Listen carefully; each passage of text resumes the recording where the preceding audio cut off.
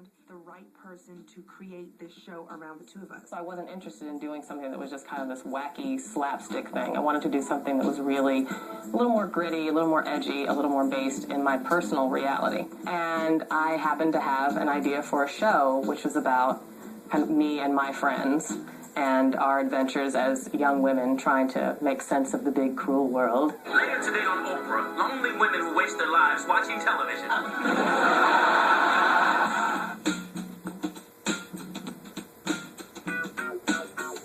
The show became an ensemble very quickly. Never mind that it started with Queen Latifah and Kim Coles as the core.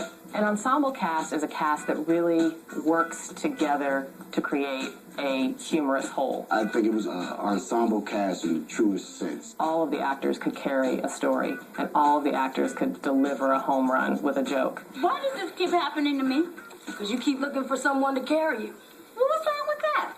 They keep dropping your ass.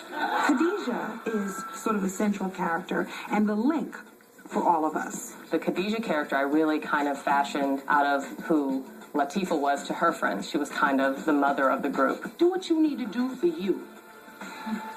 You're absolutely right, Khadijah. Mother always is. She was so much fun to play. I love it. The easiest label for her is a diva. Hello, ladies. I've got good news, and I couldn't wait till you got home to rub your noses in it. Regine was, what was Regine? What was Regine? Regine, nobody knows what she did. She just wore wigs all the time, but that was her big thing. I look good. You look like Buckwheat sister. That came about because I did not want my hair to go through weeks of hot curling it and blow drying it. And so I wore a wig, and then it just became, well, what if I wear a different wig this scene? And then it just kept escalating and escalating. But it sure was a lot of fun. Oh, it's just you. Don't you ever go home? Good to see you too, girl. Where you going? Carnival? Maxine Shaw is an attorney, and she's a very, very good attorney. I got my client the house, the Winnebago, alimony, and 70% of all the assets he tried to conceal. I left that man with nothing but a lint ball and half a tic-tac. Ha! She's very forceful, and she's a dragon. Someone's got to protect women's rights. Yeah. You know, all this women's rights stuff just proves one thing. What? You want me. Al Barker is a very strong-willed, very passionate man. A man like me drives straight up the middle and slams. And he was a friend to those girls downstairs. Max and Kyle were two sides of the same coin, and they were so like each other that they couldn't stand each other. Look, let me go. I got 2 words for you. Don't sleep, all right? And I got 2 words for you. It was a love-hate relationship. Like, she couldn't walk in a room without Kyle saying something. And we had a great time being enemies. You see, a woman wants to be seduced, coaxed, cajoled, and teased. I don't get it.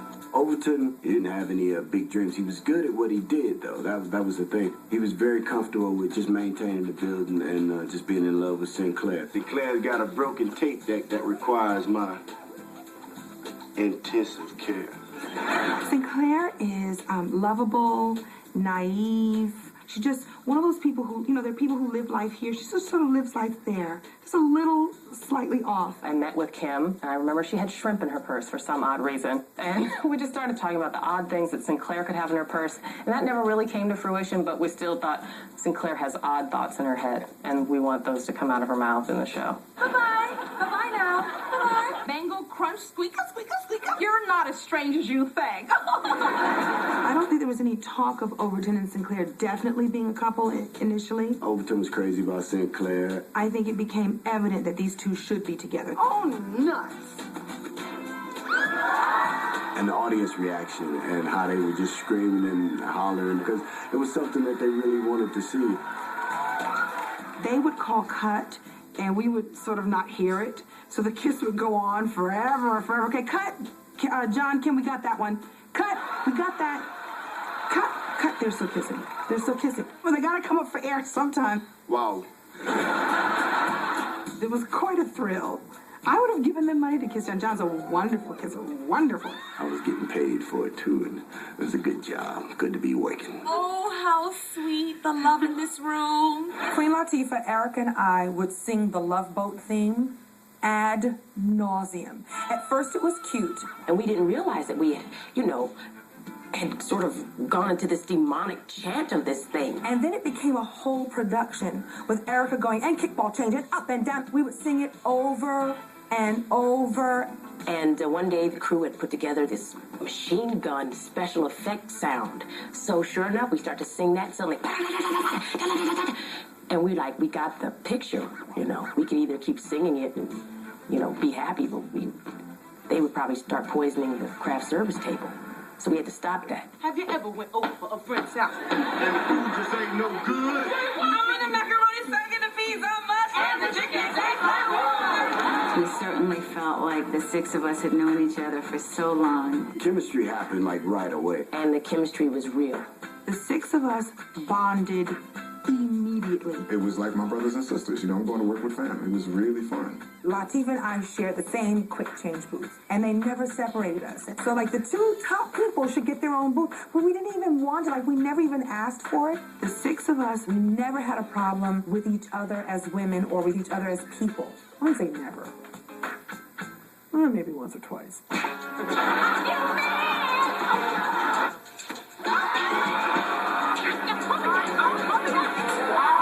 Once we got comfortable, I was just happy to be working with all these sexy women. I was working with four of the finest women in Hollywood, and it was just lovely to work with big, beautiful women. Not a B cup in the bunch, just C's and D's, and it was lovely. Some days I'd come to work and just be happy, so I'd just bring flowers for everybody anywhere just because I was happy about it. John and TC treated us like we were goddesses.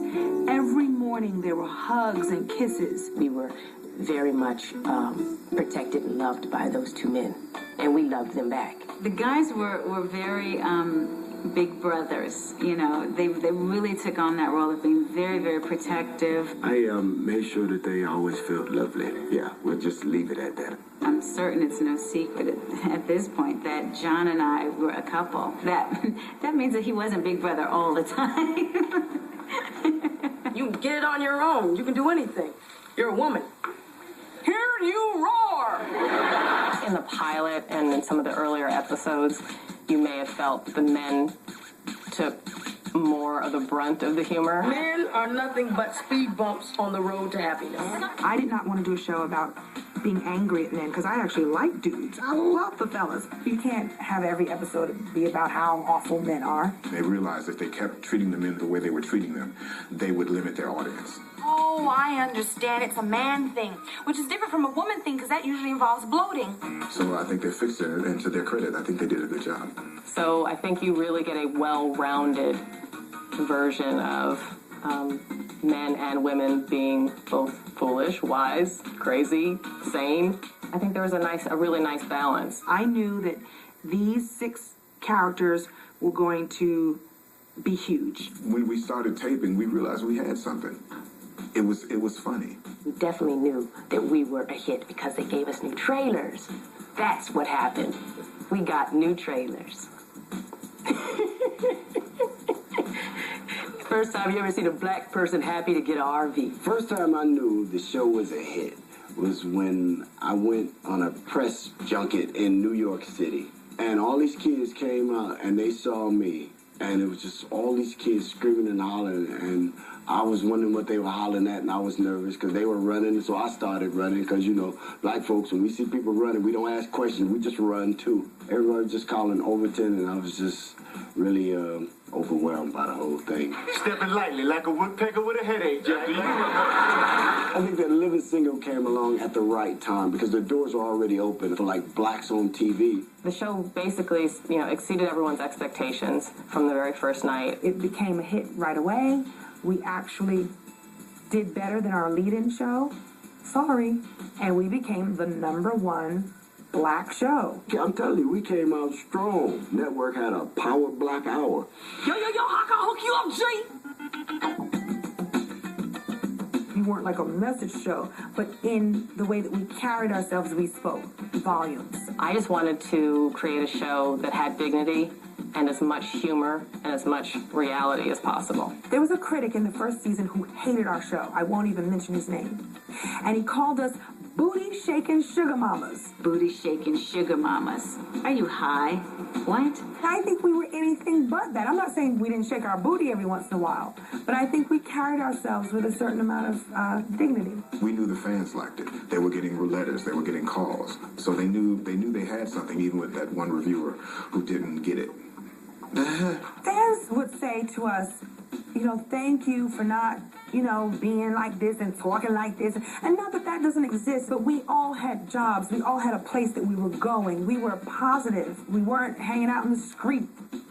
Not the street, the street. Man, we've got good jobs. It's very overwhelming, quite honestly, the response that people have had to this show. I think people can relate to it, and that's why people still watch it. Our audience was loyal, and they're pretty rabid. They still think it tapes. It doesn't. It's over. The fans of Living Single, you guys are amazing. The love my people have for this show is crazy still. People still come up to me and, thank me for the show and give me praise. So I just, I give that back to the cast. I can't tell you how many people say to me, were you guys really having that much fun? Because it sure looked like it. Yes, we were. We had joy every single day. We had a blast, and we were really grateful. I love those people, and I miss them each and every day, and I love working with them. Now, I'm getting all emotional now, but I'm not going to cry. I promised myself I wasn't going to do this.